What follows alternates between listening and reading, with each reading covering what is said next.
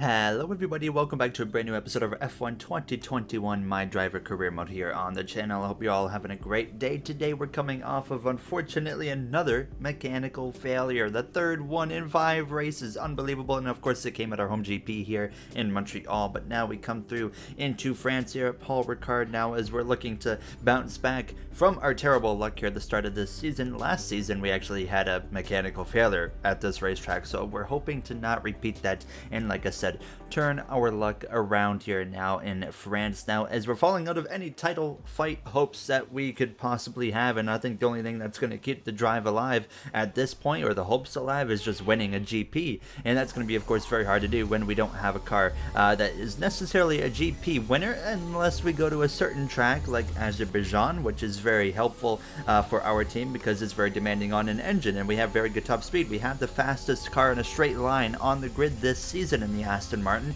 and that will definitely help us here today in France as well, now as we have one very long straightaway, a second long straightaway, all on the back side of the track, and then the front straightaway is pretty lengthy as well. So there is 3 points of this track that I think are going to help us out quite well, and I feel like we might not have the pace in qualifying, but I feel like in the race it really could make a difference, especially in what's going to probably be a DRS train heavy race. So I think that myself and Sebastian Vettel, we might not have the qualifying pace, but we might have very strong race pace, and it was showing here in practice. We were P6, P7 here, relatively close on a different set of tires we were, with him on the soft, myself on the medium, but nonetheless things were looking about how I was expecting so far coming through into this first qualifying session. Still nonetheless had high hopes here. I didn't know what exactly to expect here because there was quite a combination of, you got your long straightaways, which is going to be great for our Aston Martin, but you also got a very heavy set of corners that are very demanding on downforce. So I was very curious to see how this was going to work itself out here. So we come through into making our first attempt here in the first qualifying session. Now should be no issues getting into Q2. I had a bit of a moment right there, so I decided to make a second lap just to kind of be defensive and make sure we could get into Q2. And sure enough, we would come through and set a lap about 0.3 of a second better than that lap on the first to go with a mistake, but it didn't really help my position. We still went P7, but those 0.3 right there were plenty enough to get me into Q2 here. So we were P12, about a 10th off of our teammate of Sebastian Vettel there. So both of us looking relatively even, and Sebastian and myself have been relatively even on pace all season long, and that really showed in Azerbaijan. We were so close for the fight for the pole, where we of course beat him for the pole, and then he got us in a photo finish at the line for the race victory here. So we come through now into Q2 now, hoping that we can get in maybe to Q3 on just one attempt, maybe save an extra set of soft tires for Q3, but unfortunately it doesn't always go as easy as you would like it to, and we come through to set our lap here in Q2 for the first go, and we were P7, which I didn't think was going to last very long, and so we come through to our second attempt now, down to 9th place in these closing moments of this lap, down to now P11 through the final corner, but we have found about 2.5 extra tenths in the lap. Will that be enough to get us into Q3? We come through to the line, and sure enough, it'll be just barely enough as we would get P9 here as we make it by about a 10th of a second over Pierre Gasly, Tsunoda, Russell, Ocon, and Giovinazzi all outside here, eliminated at the end of Q2. So now we come through into Q3, and I only made one attempt here on the soft tire, so it was a one and done lap for us here. Now Vettel did not have the greatest lap. He was down in 9th place, so not what he was looking for, and he wasn't even out on the track. He decided it was going to be a one and done as well, like he did in Azerbaijan. So here we come through now in this final sector through the penultimate corner. It was a solid lap. It wasn't the best lap I've probably run all weekend, but I was relatively happy with it, and I thought we were going to get a competitive starting position down the front straightaway. DRS activated. We come through to cross the line. We cross P7 at the line, so relatively strong qualifying effort. I was pretty happy with that. But you look at the qualifying results. Lewis Hamilton beats Bottas by nearly a 10.5 for pole, and Verstappen by nearly 0.2 of a second, and that will be a big effort right there from Hamilton that could lead him back into this championship fight as you see the rest of the top 10 on the grid here, as we're going to get ready to go lights out as we head to the grid here for the French GP. Welcome along then to France, host of the world famous Tour de France. But we're not talking 2 wheels today, we're talking 4, in a country widely thought of as giving birth to the art of motor racing back in the late 1800s. We've come a long way since then, and you're about to find out how far. It's time For the French Grand Prix, 6 lefts and 9 rights give us a total of 15 corners here at the circuit Paul Ricard, and a lap covers an overall distance of 3.6 miles. Average speeds will be somewhere in the region of 142 miles per hour, and they'll be maxing out on the Mistral Straight at around 205 miles per hour. Now, Anthony Davidson, I wonder, might we be in for some early pit stops today for the midfield teams, all trying to put some pressure on or disrupting things for the leaders up front? If you're in the middle of the pack, you got your own race to run, I don't think they're going to be thinking about causing trouble up front. However, closer to the head of the pack, don't be surprised to see some split strategies. If you're running second and third, for example, bringing one car in for an undercut while leaving the other one out there longer can put a lot of pressure on the leader and maybe force them into an error. It's time to see how our drivers are stacking up after yesterday's exciting qualifying session. An immense lap from Lewis Hamilton yesterday puts him on pole position, and it's Valtteri Bottas that completes the front row. As we continue through the rest of the grid today, we have Verstappen, Ricciardo, Lando Norris and Perez, the rookie Sainz, Leclerc and Sebastian Vettel, Gasly, Tsunoda, George Russell and Ocon, Giovinazzi, Latifi, Callum Ilott and Mick Schumacher, Joe and Lance Stroll brings the grid to a close. And now it's time to head down to the track.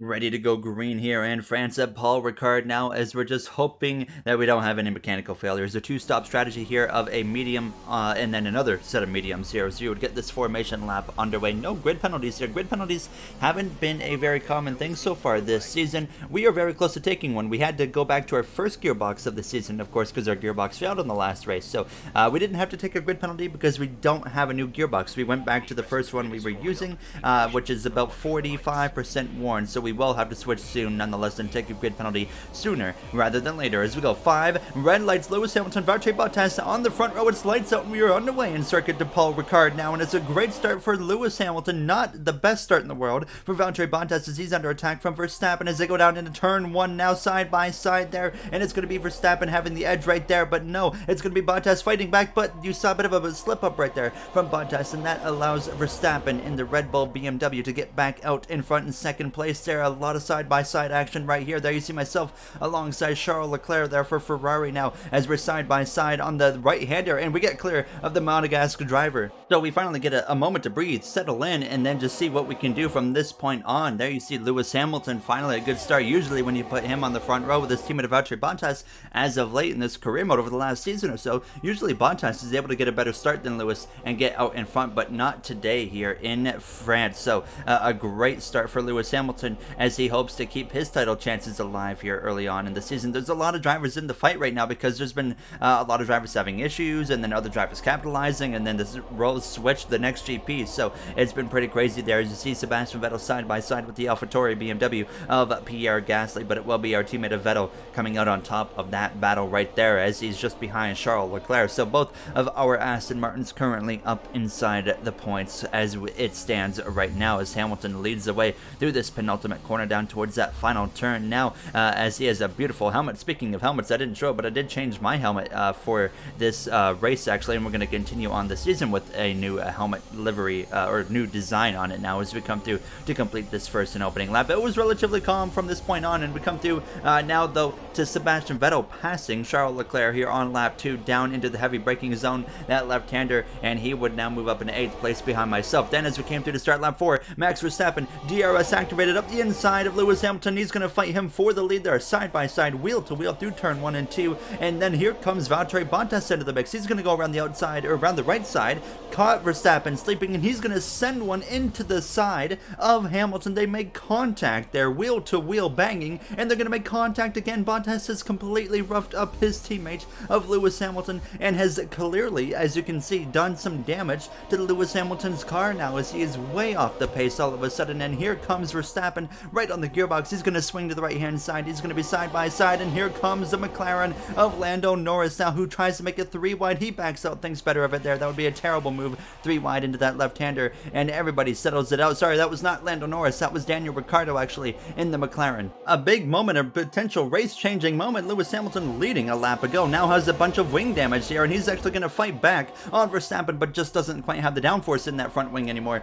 to be able to make that move. So now he would be holding up everybody, including myself. We were catching right up into this battle here, and you can see what we were dealing with. But at the end of this lap, Hamilton comes into the pit lane. Now, this doesn't throw him off strategy too much because everybody is expected to pit on this soft compound tire within the next 2 or 3 laps anyways, but he's of course going to have to replace his front wing, which will cost him time. And actually, I do a little switcheroo right here with Sebastian Vettel. I realized he had a lot more pace than I did. He had the fastest lap, so I let him actually go take the position from me here. Now, as we come through a lap later, and you have Valtteri Bottas, you have Lando Norris, they have actually come into the pit lane. Sorry, Bottas had actually stayed out, but Verstappen had come in, and then Daniel Ricciardo actually has now retired from the GP. A mechanical failure for him. He pulls out, and the McLaren driver, the Australian, is out of the French GP. Now at the end of lap 6 here, I come into the pit lane along with Perez, Lando Norris, and now Bottas comes in. Our teammate is Sebastian Vettel. He stays out. Charles Leclerc, by the way, pitted a lap before me, and I was a little bit scared that he was going to potentially get the undercut on me because he wasn't too far behind,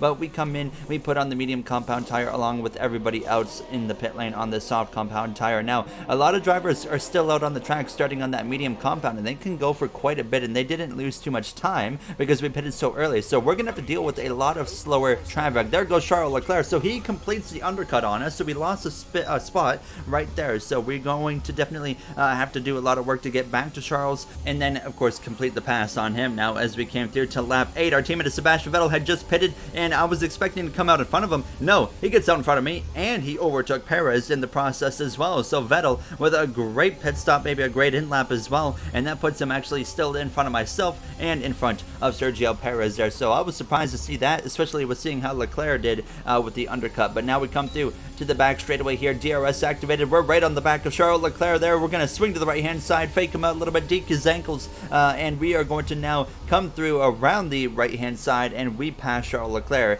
and we move up into what was only P16 at this point because there was a whole lot of traffic still in front of us, which is really going to spice this up as we actually came through to set the fastest lap of the GP so far. But you can see up ahead all this traffic. There was still a bunch of drivers out there that had started on that medium compound tire that were, of course, doing nothing wrong being in the battle here because they're just running their own race, but it was making a lot of a kind of a traffic jam effect here. As you can see, Bottas is struggling to get through. There goes Lando Norris around the right side of Mick Schumacher, but everybody was getting held up, and that was just bunching up all the fast cars closer and closer. And here I was right behind now Perez and Schumacher now in the Red Bull, BMW, and the Haas, and I go around the right-hand side of Schumacher, and I'm going to outbrake Perez as well for that matter. What a move that was there. Completely caught me off guard, and that wasn't it. It would continue to get crazy. Sebastian Vettel a lap or so later is battling with Guan Yu Zhou, who actually pushes Vettel a little bit wide, and then that would open the door for myself here to come around the left-hand side, and I'm going to be able to pass Guan Yu Zhou, and what we move up now into the 12th position here. So now we're right behind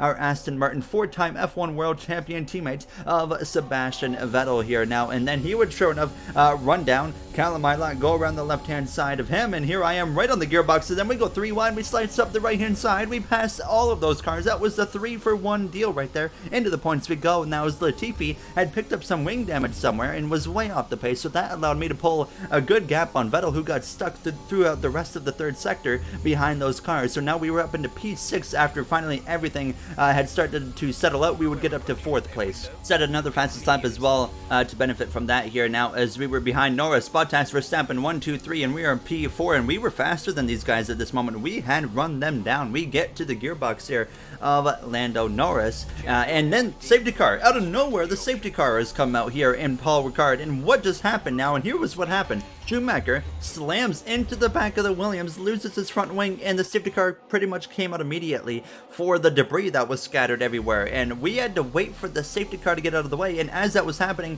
Vettel and a whole bunch of drivers behind us had actually pitted Perez as well, so they put a new set of tires on, and well, here we are in a position where we got to go all the way around again, and we had to wait for the safety car. So I thought my race was pretty much just screwed over at this point, so I put on another set of mediums. The drivers in front of us, Verstappen, Norris and Bottas didn't pit. So all of a sudden, we might have just benefited massively because of the safety car delta, I was able to stay ahead of Perez, Giovinazzi, Lewis Hamilton, Charles Leclerc, Sebastian Vettel, and everybody else as well. And Verstappen, Bottas, Norris, 1, 2, 3, they are going to have to pit within a couple of laps after going back racing. And while we know we can pass Gasly, Tsunoda, Russell, and Ocon, they are all in slower cars. Now, last season, that might have been a challenge as we were fighting those guys in the midfield, and it was a challenge to beat those guys. But this season, we're going to easily pass them. So the safety car was coming in at the end of lap 17, coming to lap 18. It's going to be a 10-lap sprint remaining here in the French GP, and I might be all of a sudden in position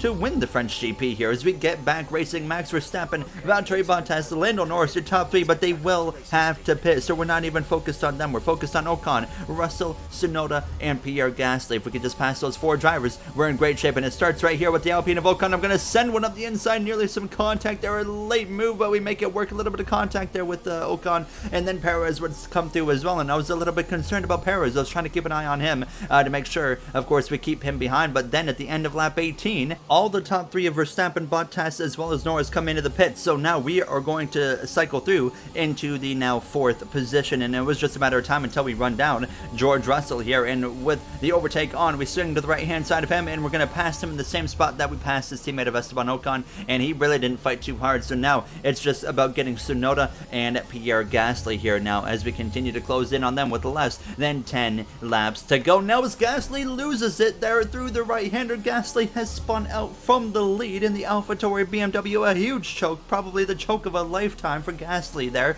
the Monza GP winner from 2020. What a moment that was. And now that was a free pass, a free position, and here we are now right on the gearbox of Tsunoda, and we are going to have DRS activated. It's not even a contest that we blow right on past him on the hard compound tire, and we take the lead of the French GP here, a circuit de Paul Ricard now as Perez moves up into 3rd place past Russell. So now it's about what does Perez have in that Red Bull BMW? Does he have the pace? Can he get past Tsunoda easily? Well, he can certainly give it a shot, and that's what he did. Now to lap 21, we're going to go through the grid, and as we do that, Perez trying to pass Tsunoda here on the inside, and then actually Tsunoda surprisingly defends him and holds on to the 2nd position. Now as Hamilton, he's having a bit of a fight here with George Russell, and here's Sebastian Vettel there, and P6 now as you continue to see now Hamilton make a move to the left-hand side. What a recovery drive he has had after getting just roughed up by his teammate of Bottas. Now, of course, Toto Wolff can't be happy about that. Well, now Bottas is down to 17th place now as Hamilton gets run off the track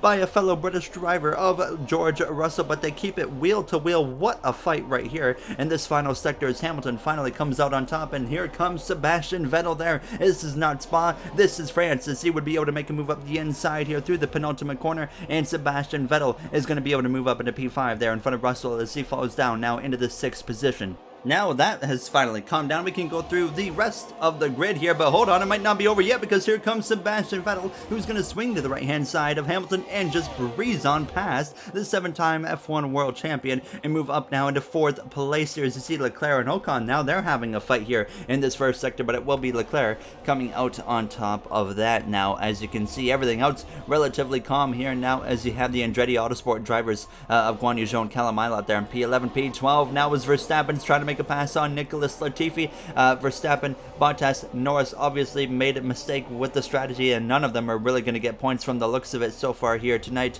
in France here. Now as you see Bottas trying to fight with Gasly there, who was leading moments ago but then spun out now as Schumacher is all by himself there in the back. But Lando Norris now, he's going to be right on the gearbox of Bottas, who's now going to try and make a pass around the outside here of Pierre Gasly, and honestly the right hand side is the preferred lane when you're trying to make a pass into this left and right hander, and sure enough Bottas would come out on top of that. But a failure in strategy for both Bottas, Verstappen and Norris as well. And as we came through now to these closing laps of the French GP, we're just hoping that the safety car doesn't come out, and at this point it shouldn't. Now we're as well hoping that we don't have a mechanical failure. We come through to 2 laps to go, the fastest lap of the GP, and we had pulled away from Perez. We had the pace in this car to just stretch out the gap. We were now 6.7 seconds ahead, and he was about to be under attack from Sebastian Vettel. both Aston Martins set to be on the podium as we started the final lap of the French GP. Sebastian Vettel gets up into second place. He would be able to pass Perez there in the Red Bull BMW. And when we got our first win last season in the Mexico GP, well, Vettel joined us on the podium, and it looks like it's about to be the same here today. As at this point, I had certainly backed it down. I wasn't pushing as hard as I possibly could because I just want to finish this GP. That was the main thing at this point here. So now here we are in these closing moments in Circuit de Paul Ricard. What a season it has been. Every race we have finished this season, we've been on the podium, but that's not saying a whole lot because there were some races where we retired from due to a mechanical issue where we weren't even close to having the pace to be on the podium. But we have had a very up and down start to the season. We started the season with a third place in Bahrain, a second place, a runner-up finish to Paris in Imola, and then we went into Portugal, we went into Spain, we had mechanical failures, we retired in Monaco after an accident on lap 1, and we decided to save resources in those closing laps knowing we couldn't really get anything at that point, so we retired there. And then we went to Azerbaijan, had a photo finish with our teammate of Sebastian Vettel after contact with him coming to the line, so a runner-up second place finish again. And then we went to our home GP in the last episode in Montreal, Canada, and well, had another mechanical failure when we looked on pace to be once again on the podium. But now that luck turns itself around. Out of the final corner here in Circuit de Paul Ricard, we are going to come through to win the French GP. Unbelievable, our second win in our Formula One career. Incredible, probably a very unexpected win even from myself, but we made it happen, and Sebastian Vettel will join us on the podium as he as well wins Driver of the Day. We've witnessed some great battles around Paul Ricard today, and they've taken a fantastic win. Anthony, tell me, what was it that helped them achieve this success? It was a question of right place, right time today. We were looking at an entirely different race before the safety car came out, but they were able to take full advantage after the field had been bunched up. I can see them on their way out to the podium now. Aston Martin are really making waves in this sport, and what a special race it was to see them earn the top spot.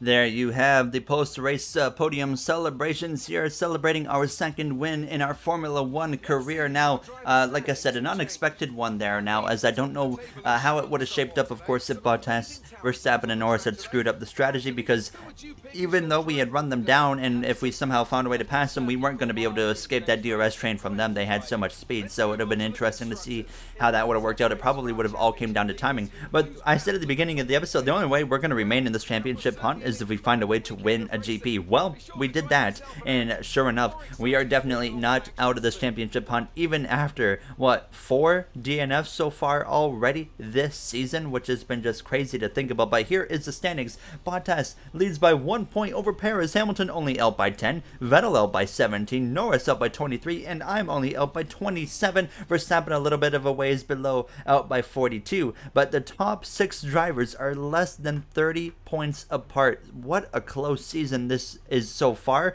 and of course we have a lot of racing to go when we've added 3 GPs this season, so it's going to be interesting to see what it looks like in another 10 GPs or so there, as we are also a little bit closer into this championship fight for the constructors, 34 points out here for Aston Martin. So what a GP it was here. So happy with that. And of course we got to really try and get our specs upgraded here, our spec facilities, because we are stuck at spec 2 in 3 of the facilities currently, and all the ones that really matter to making this car faster except for the R&D. So right now we can't upgrade our car anymore, so we have reached the maximum capabilities currently of this Aston Martin, and we definitely, this good result will help, it definitely will, to getting us closer to spec 2. So there you see once again the standings. Bottas 2 wins, Perez 2 wins, Hamilton 2 wins, Vettel and myself a win apiece. piece as well there. Look at that graphic right there. A third, a second, DNF, DNF, DNF, second, DNF, and now finally the top step of the podium. And in the next one, we go to the Austrian GP, which really could favor once again